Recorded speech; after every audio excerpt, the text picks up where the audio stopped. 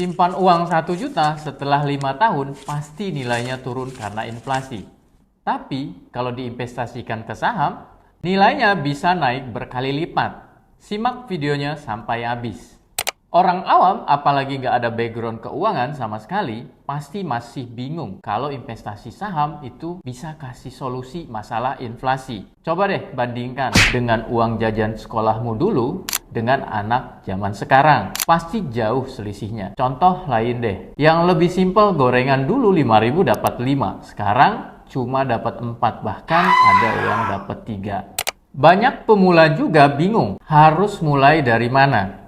Hey, sekarang semua sudah serba online. Udah tahu kan sekarang bisa buka rekening bank itu bisa dari mana aja. Cukup pakai handphone atau laptop, nggak harus ke bank langsung.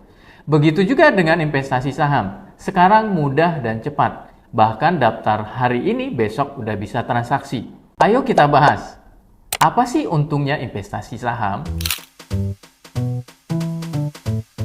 Keuntungan investasi saham itu ada dua. Pertama, capital gain. Keuntungan ini selisih harga beli dan jual. Misal investasi saham Astra International 3 tahun lalu beli di harga 4.000 dan sekarang harganya sudah naik menjadi 7.000. Jadi selisihnya sebesar 3.000. Itu untung yang akan diterima. Contoh nyata deh, seandainya teman-teman beli saham Indofood awal tahun di harga 6.450 dan tahun ini sempat naik ke 7.250. Itu sudah naik 10%-an lebih lah.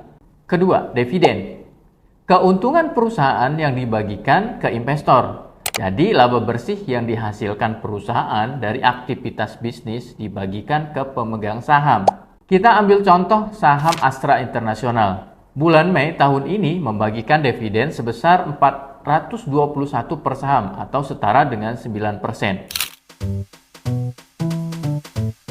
Investasi saham mudah untuk dijual atau dibeli kapan saja selama jam perdagangan bursa. Ini memberikan fleksibilitas bagi investor untuk keluar dari investasi mereka kapanpun dibutuhkan dibanding investasi lain seperti properti yang lebih sulit untuk dicairkan.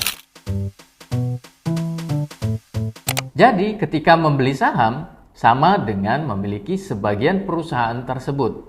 Dengan kepemilikan tersebut, kita mendapatkan sebagian hak atas keuntungan perusahaan lewat dividen. Berapa persen dari keuntungan perusahaan, kapan dicatat, kapan dibagikan, biasanya diputuskan ketika RUPS atau Rapat Umum Pemegang Saham. Kebanggaan tersendiri kan? Bisa memiliki perusahaan besar walaupun hanya sebagian kecil kepemilikannya.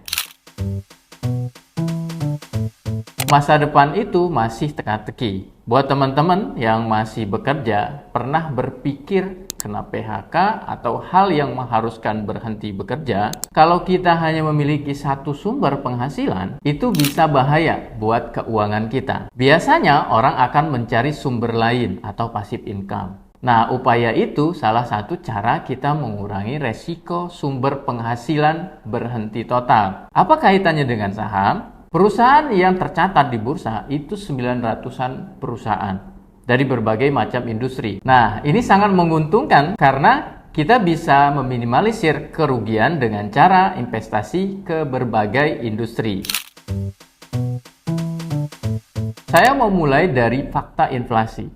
4 tahun terakhir rata-rata kenaikan inflasi Indonesia 3% per tahun. Sedangkan IHSG atau Indeks Harga Saham Gabungan 4 tahun mengalami kenaikan sebesar 50% lebih. Atau bisa kita katakan setahun rata-rata mengalami kenaikan di atas 10%. Di sini paham ya yang saya maksud? Investasi saham sangat mungkin dijadikan alternatif melindungi aset agar nilai tidak tergerus oleh inflasi.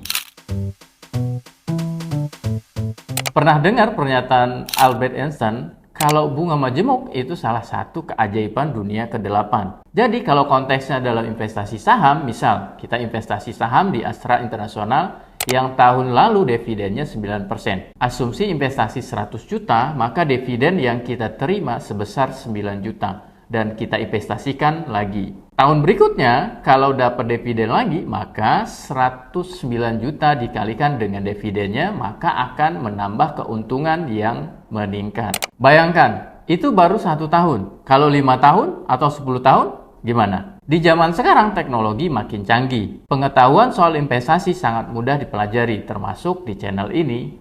Tonton semua videonya ya.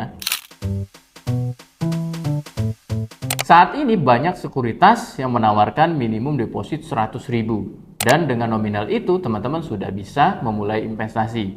Jadi kapasitas keuangan bukan jadi hambatan untuk memulai.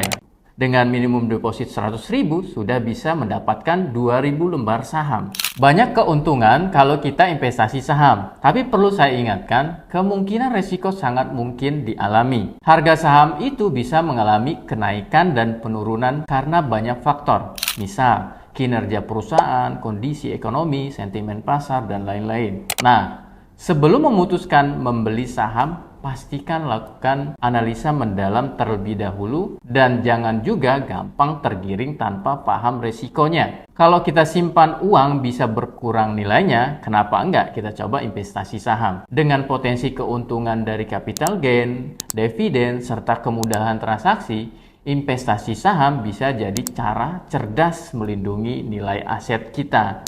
Mulai dari nominal kecil, pelajari lebih dalam. Ingat, investasi itu bukan soal seberapa besar kamu memulai, tapi seberapa cepat kamu memulainya. Stop nunda-nunda, belajar saham dari sekarang.